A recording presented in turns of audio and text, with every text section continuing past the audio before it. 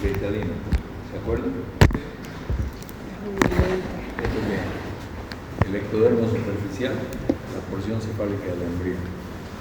Aquí ya se forma la placoda al mediado de la tercera semana, placoda del cristalino, ¿no? Aquí está la fosita del cristalino ya formada y el cristalino es esto, ¿no? Lo demás es lo que se está formando en la retina, el saldo de la copa embrionaria, vesícula precoz del cristalino. Ya está el cristalino y hay células en el cristalino, las fibras cristalinianas, y aquí ya está completamente formado, las fibras están aquí y aquí ya tenemos el cristalino con su cápsula anterior, con su epitelio y todo. El proceso de evolución, aquí las fibras cristalinianas ya apareciendo, aquí una vesícula solamente, aquí las fibras primarias, las fibras secundarias y aquí el cristalino completo. Aquí está en cuarta semana más o menos. Entonces el cristalino es un lente, ya saben, que no tiene vascularización, no tiene inervación, es transparente y tiene 9 a 10 milímetros de diámetro y de espesor 4 a 5 milímetros. Entonces una lente que tiene 43 dioptrías de potencia, la mayoría de la potencia refractiva del sistema visual humano. Aquí está el cristalino, la zónula que hace que se sostenga en el centro del eje visual, la fosa patelar, por delante está el iris y está el humor acuoso, la pupila, y por detrás está el humor vítreo, la fosa patelar del humor vítreo, y está sostenido con la zónula de zinc. Esto es el cristalino. Cuando el cristalino se hace opaco, se llama catarata. No cuando hay carnosidad encima del ojo. Por favor. Entonces la ubicación que ahorita les estaba explicando. Y aquí otra vez el cristalino, aquí el canal de Clopens, que era vascular al comienzo, y todas las estructuras que ustedes saben, la córnea, la esclera, la vaina del nervio óptico, el cuerpo ciliar, la pars plicata, la pars plana, todo. Ya se lo saben bien. Les puedo poner en el examen un dibujo así y ustedes ya le pueden poner los nombres a cada cosa. Entonces, el cristalino tiene una cara anterior y una cara posterior. La cara posterior del cristalino es más convexa. Y tiene un polo anterior y un polo posterior en el centro del eje visual. Y tiene un ecuador, que es donde se insertan las fibras de la zónula para sostenerlo en el centro del eje óptico, en la fosa patelar. Esta es la zónula. Todas las estructuras ya las conocen. Aquí tienen la cara anterior, la cara posterior. La cara anterior o la cápsula anterior tiene el epitelio del cristalino, es donde se forma, a partir de lo que se forman las fibras cristalinianas, que a la medida en que se van envejeciendo, fíjense ustedes, van yendo hacia el centro y perdiendo el núcleo y formando parte del núcleo del cristalino. Otra vez la zónula de zinc, donde las fibras que están saliendo insertadas en el ecuador se insertan en la parte plana y algunas hasta en la hora serrata. En cambio, las que vienen de la cara posterior del cristalino en la parte periférica van a la pars plicata del cuerpo ciliar. Entre las anomalías congénitas, las más frecuentes son las cataratas congénitas. Después tenemos el lenticono anterior, posterior, ¿no? Que son formaciones cónicas adelante en la cápsula anterior o posterior del cristalino. Las cataratas congénitas, aquí es bilateral. Este es un glaucoma congénito, ¿no? ¿Sabes descripción como catarata? ¿Así? También tiene, pero más baja el glaucoma, de todas maneras está bien. Entonces el glaucoma y el glaucoma congénito, la catarata congénita puede ser en uno o los dos lados, uni o bilateral. Este es el lenticono anterior. Aquí ven este cono anterior en la cápsula anterior del cristalino. Hay queratocono, ¿no es cierto? Sí. Ese es el cono en la córnea. El lenticono, cono en el lente, el cristalino. Lenticono anterior y lenticono posterior cuando está en la cápsula fibra posterior de la cápsula posterior del cristalino. La afaquia congénita, ausencia del cristalino, es otra anomalía congénita, rara, pero hay. Y generalmente esto se asocia a otra patología más del globo ocular, y no solo del globo ocular, sino del organismo. La esferofaquia, el cristalino más esférico que el lenticular, más grueso que lo normal, y la microfaquia, el cristalino que es menor al 9 milímetros. Esta es una microfaquia. Vean ustedes, se dilata la pupila dilatada a full, normalmente tiene 8 milímetros de diámetro de dilatación. Y aquí quiere decir que este cristalino, que aquí pueden ver el ecuador, la periferia, es más chico que 8 milímetros. Microfaquia. Microesferofaquia. Cristalino más grueso, incluso tiene catarata. Aquí un microesferofaquia. Es pequeño y grueso, cristalino. Entre las anomalías congénitas también están las subluxaciones que son relativamente frecuentes. Y la subluxación del cristalino es cuando una parte de la zónula se suelta. Se suelta esa parte y se jala hacia el lado que está intacto, porque son como fibras elásticas las zónulas, que están traccionando como radios de bicicleta, teniendo el cristalino en medio. Se sueltan los radios de la bicicleta de abajo y el de arriba va a jalar. Eso es lo que ocurre acá. Y ocurre con frecuencia acompañando a un síndrome que se llama Marfan y Marchesani. No es que sea Marfan y Marchesani, sino que en Marfan y en Marchesani se forman, y son dos patologías diferentes. Esta es una subluxación del cristalino. Se llama subluxación porque no toda la zónula está subluxada, está suelta, es una parte. Y no se ha salido el cristalino de la fosa patelar, del humor vítreo. Entonces, subluxación. Esto, síndrome de Marfan y Marchesani, es bilateral y los cristalinos están traccionados o hacia el medio o hacia arriba, generalmente a la parte nasal o superior. La parte inferior ya no tiene la fibra de la zónula y aquí todo. Marfan, esa es la característica física del paciente de Marfan. Manos largas, dedos largos, aracnodactilia se llama. Los brazos vean delgados, el cuerpo delgadito, piernas largas, los dedos como para tocar piano, ¿no? Dedos largos. Y el Marchesani, que es al contrario. Miren, un peticito enanoide, a veces tienen sindactilia, los dedos están prendidos el uno con el otro. Y lo mismo, los pies son características diferentes que el Marfan, pero la alteración ocular es igual, subluxación bilateral del cristalino. Subluxación, cambio de posición del cristalino, pero permanece en la fosa patelar. Luxación total, fuera de la fosa patelar. Puede ser, se luxa el cristalino hacia la cámara anterior, es una forma, hacia el humor vítreo es otra forma, o se enclava en la pupila. 3 posiciones donde se puede luxar el cristalino. Todas estas producen glaucoma. Causa de glaucoma secundario. El tratamiento de este tipo de alteraciones, sacar ese cristalino que está luxado y poner un lente intraocular. Cataratas, las cataratas sí son frecuentes, que la catarata es opacidad del cristalino, ¿no? Y que se clasifica en 2 grupos, la catarata congénita y la catarata artificial. Las congénitas pueden ser unilaterales o bilaterales. Si a ustedes les toca hacer, pueden ser unilaterales o bilaterales. Si les toca ser pediatra o les toca ser ginecólogo, cuando vean un bebé que acaba de nacer, agarren y alúmbrenle los ojos. Pueden ver esto. No necesitan ni máquina ni nada, una linterna, y miran la pupila del niño, y van a ver algunas veces ya es viejo, ¿no? El niño no es grande ya, pero tiene una catarata en el ojo derecho y en el izquierdo no. Aquí en los dos puede ser uni o bilateral. Las cataratas congénitas unilaterales deben ser operadas inmediatamente, lo antes posible.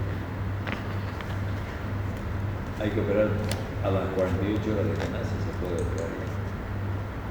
Y las bilaterales se puede esperar hasta 2 meses, porque los dos están ocluidos. El problema es cuando está ocluido un solo ojo por la presencia de catarata. El otro ojo desarrolla visión y el ojo que está con la catarata congénita no desarrolla visión porque está tapado. Entonces, más rápido hay que sacar ese para igualar la visión en ambos. La llegada del estímulo visual en ambos. Si no, se desarrolla ambliopía. Ambliopía se llama a la falta de aprendizaje de la visión. Entonces, ambliopía se produce. Si ustedes dejan a un niño, a un bebé, a veces la madre los deja en la cuna mientras ella juega loba, o a veces está trabajando también, no siempre, cada uno haciendo lo que le gusta. Pero deja al niño y el niño se tapa la cara con una sabanilla de la que está con él. Si está más de 2 horas tapando un ojo, puede desarrollar ambliopía. Y la mamá no se da cuenta. Y nadie se da cuenta porque la mayoría, por lo menos en nuestro país, no lleva al examen oftalmológico al bebé. Lo llevan cuando llevan a la escuela y le dicen, oye, no veo mamá con esto. Y la ambliopía se puede resolver, se puede tratar con facilidad hasta los 7 años. Si descubre uno que ese niño no ve con un ojo, se trata, se ocluye el ojo bueno y se corrige el ojo que está ambliope y desarrolla visión. Pero si lo encuentran después de los 7 años ya es muy difícil corregirlo. Entonces, por eso es que se opera la catarata unilateral lo antes posible. Y la catarata bilateral hay que operarla máximo 2 meses. Se puede antes, 1 semana, 2 semanas de nacido ya se puede. La catarata, cuando se opacifica la zona, el centro de la cápsula anterior, se llama polar anterior, y además en esa zona donde está la catarata no existe cápsula en ese pedacito. Y o polar posterior, cuando en el centro del polo posterior del cristalino se opacifica, además no existe cápsula en esa zona de la opacidad. Si es que se opacifica con la cápsula intacta, se llama subcapsular anterior o posterior.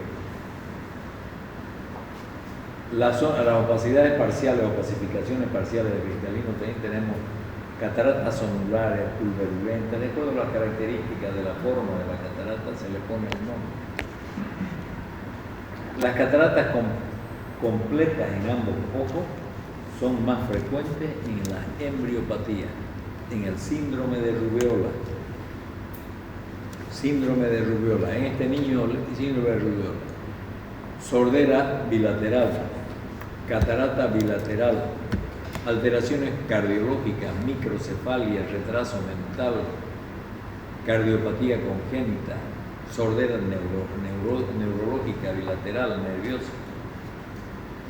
Es una desgracia tener un niño así. Entonces, por eso es que cuando hay las vacunas para la rubeola, hay que llevar a los niños y vacunarlos, a todas las personas que se puedan vacunar, a los mujeres, ¿no?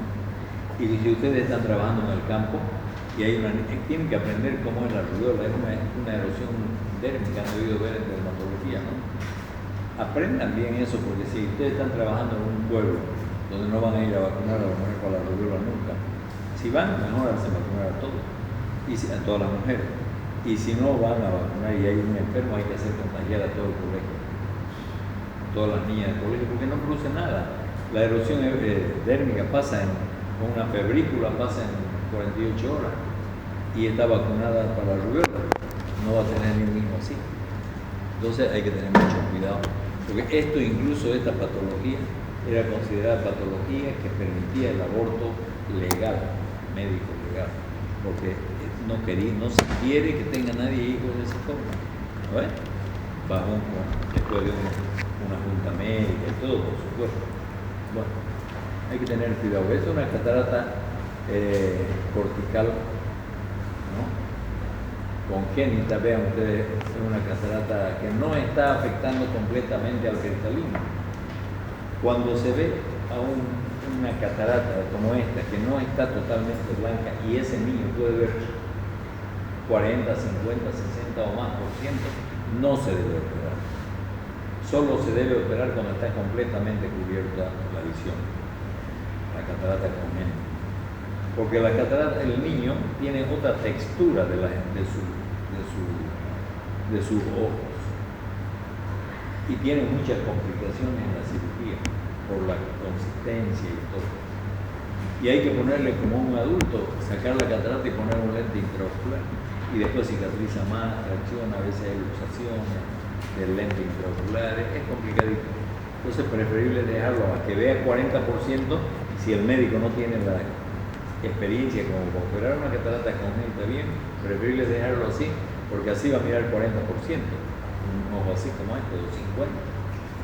Y si lo opero mal, va a mirar nada, ¿no? Entonces hay que medir riesgo versus beneficio. Si el médico no tiene experiencia, mejor es o mandarlo a otro lado o no tocarlo. Pero si hay catarata completa, mejor es hacer lo posible. Tratamiento quirúrgico, decisión, aspiración, fotoemulsificación. Actualmente para la cirugía de la catarata generalmente se usa ultrasonido, la fotoemulsificación. Pese a que no es imprescindible, hay gente que opera con otras técnicas. Entonces las cataratas adquiridas, ya no las congénitas, eran las congénitas hasta ahora las adquiridas se dividen en dos grupos, las seniles y las patológicas. Las seniles son las que aparecen por la edad, a partir de los 50 años comienzan a aparecer cataratas, y las cataratas pueden ser lo mismo, si aparecen en el núcleo, como en este caso son nucleares, si es en la corteza son corticales, si es subcapsular anterior o posterior, depende de la posición, tienen diferentes nominativos. Aparecen generalmente las cataratas seniles, son bilaterales, pero no obligatoriamente aparecen juntas. Algunas veces aparece primero de un lado y después del otro. Este es una catarata nuclear, aquí está el núcleo, aquí está la cápsula anterior del cristalino y hay un espacio sano. Y el núcleo está cataratoso, está opaco. Aquí también tiene una parte limpia, cataratas nucleares. En cambio aquí la periferia es la que está la catarata, ¿no? ¿Sí? Y la parte central no hay. Entonces, las cataratas seniles tienen 4 periodos de evolución. Incipiente, el paciente va a medirse el lente y el médico al examinarlo mira con la lámpara encendida y ve la catarata. Pero el paciente no siente disminución de la visión, no siente visión disminuida, nada todavía. Es un hallazgo del examen corriente de oftalmología. Puede afectar cualquier parte del cristalino. Así es, más o menos, en ese estado todavía. Esto ya es madura. El periodo de intumescencia es el siguiente. El periodo de intumescencia, el cristalino se hidrata, chupa agua y se hincha, se vuelve más grueso que lo normal. Entonces comienza a haber disminución de la visión y el paciente comienza a sentir visión nublada, ¿no? Y comienza al hincharse el cristalino, empuja el iris hacia adelante y comienza en muchos casos a producir alteraciones en el drenaje del humor acuoso por el ángulo de la cámara anterior, y comienza el paciente a ver nebuloso y además se vuelve miope, por lo que el cristalino se cambia de su grosor, se vuelve miope, el paciente mira bien de cerca, y los que eran hipermétropes no dicen, mira, estoy recuperando la vista, estoy viendo de cerca bien, pero de lejos no veo bien. Entonces esa es la manifestación de la catarata intumescente. Esta es la catarata intumescente. Y en el periodo de madurez de la catarata ya el cristalino se vuelve marrón, amarillo, verdoso, de diferentes colores de acuerdo al metabolismo de cada persona, ¿no? El cristalino ya comienza a botar el líquido que chupó, comienza a eliminarse y la cápsula se arruga, se vuelve rugosa, ¿no? Y hay una pérdida de la visión en muchos pacientes ya casi total. Aquí ven que está apeñuscada la cápsula anterior y el cristalino está así, entonces ya no ven, ¿cierto? para jugar al pato enterrado. ¿No es? Y el cuarto periodo de hipermadurez sigue deshidratándose el cristalino, ¿no? La corteza del cristalino se hace líquida, se hace blanda, líquida, muchas veces transparente, ¿no? O lechosa, y el núcleo está dentro de la cápsula, pero se está peloteando, ahí adentro se mueve, adentro del cristalino de la cápsula. Y eso se llama catarata de Morgani, hipermadura. Esta es una catarata morganiana bien arrugada, y aquí se ve más o menos una parte que está en la parte inferior del cristalino, pero aquí se nota más. El núcleo está caído dentro de la cápsula. No es que esté luxado, el núcleo está caído dentro de la cápsula del cristalino. Todas son quirúrgicas igual. El tratamiento es quirúrgico. En el caso de la facoemulsificación, se hace una capsulorrexis, la cápsula anterior se corta, un pedacito así redondito, ¿no? Después de sacar ese pedazo redondo de la cápsula, se llama capsulorrexis, se infiltra líquido, solución SSB, tipo fisiológica, con una cánula atrás de la cápsula residual para que libere todo el contenido del cristalino. Quede suelto el núcleo adentro.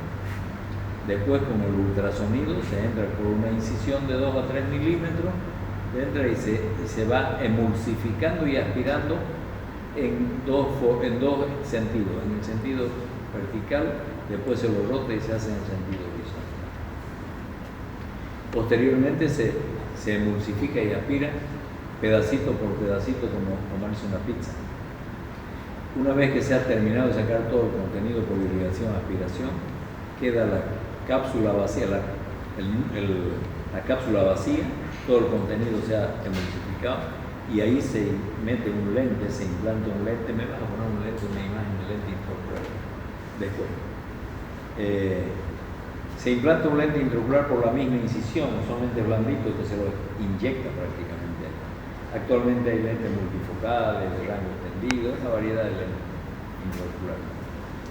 Esa es la cirugía de la catarata, ¿no?